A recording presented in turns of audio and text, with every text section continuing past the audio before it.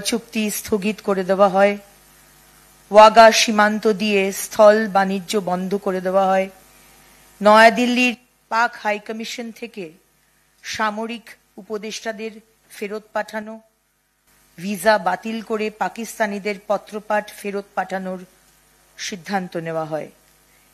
এরপরে ঠিক 15 দিনের মাথায় 7ই মে পাকিস্তানের ভিতরে ঢুকে অপারেশন সিঁদুর শুরু হয়।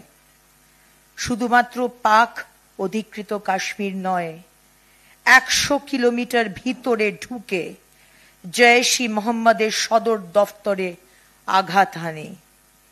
সব মিলিয়ে 9টি জঙ্গি ঘাঁটিতে আঘাত হানা হয়েছে। মুরিদ কেতে জঙ্গি ঘাঁটি গুঁড়িয়ে দেওয়া হয়েছে, যেখানে মুম্বাই হামলার জঙ্গি আজমল কাশব এবং ডেভিড হেডলিকে প্রশিক্ষণ দিয়ে ভারত পাঠানো হয়েছে। বাহওয়ালপুরে মাসুদ আজারের সদর দপ্তরেও 4টি মিসাইল হানা হয়েছে। তাহাউর রানাকে এখান থেকে প্রশিক্ষণ দেওয়া হয়েছিল।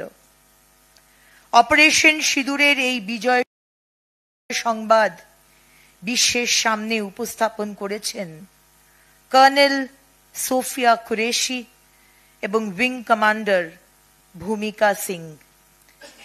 26 রমণীর সিঁদুর মোছার জবাবে নেওয়া পাল্টা আঘাতের খবরও দিয়েছেন ভারতীয় সেনার 2 মহিলা অফিসার।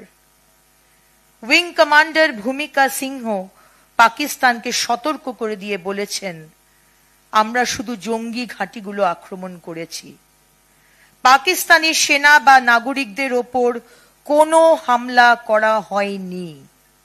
এরপরও যদি পাকিস্তান কোনো বালখিল্য পদক্ষেপ করে তাহলে উপযুক্ত জবাব দেওয়া হবে।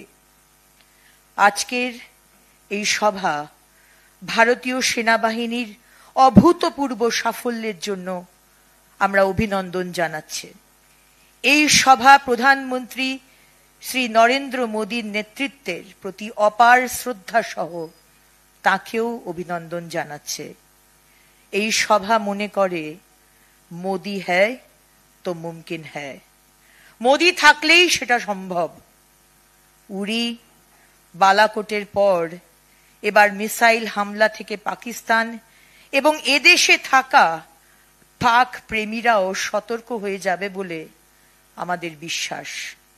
জয় হিন্দ, ভারত মাতা কি জয়, নরেন্দ্র মোদী জিন্দাবাদ।